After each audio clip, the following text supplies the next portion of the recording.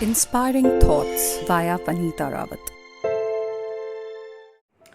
हाय, आज वाया वनीता रावत में मैं शेयर करना चाहती हूँ आप लोगों के साथ एक लघु कथा। फोकलोर, पुराने ज़माने की कहानी। तो एक गुरुजी थे, वो कहीं बाहर जा रहे थे। उन्होंने अपने 2 शिष्यों को बुलाया और एक एक थैली में गेहूं डाल के दे दिया। उन्होंने कहा जब मैं 2 साल बाद वापस लौटूंगा तब अपनी थैली वापस ले लूंगा तुम लोगों से। पहले शिष्य ने जाके उस थैली को अपने मंदिर में रख दिया। दूसरे शिष्य ने जाके उस थैली के गेहूं को अपने खेतों में बो दिया। ही जस्ट सोड देम। 2 साल बाद जब गुरुजी वापस लौट कर आए तो उन्होंने अपनी थैली मांगी।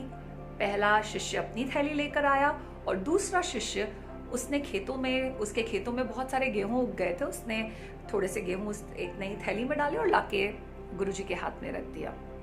पहले शिष्य की जो थैली थी उसमें गेहूं सड़ चुके थे और दूसरे शिष्य के पास बहुत ही खिले हुए, बहुत ही फ्रेश गेहूं थे।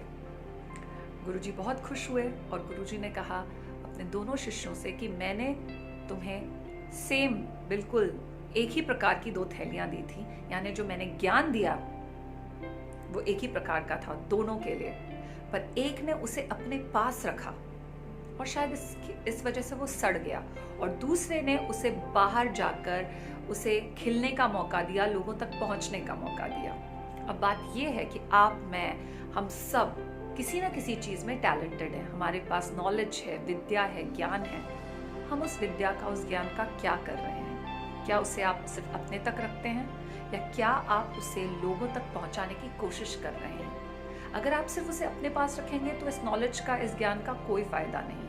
पर अगर आप उसे लोगों तक पहुंचाएंगे, इससे न सिर्फ आपके मन को शांति मिलेगी पर समाज कल्याण में, सोशल कॉज में भी बहुत कुछ हेल्प होगा।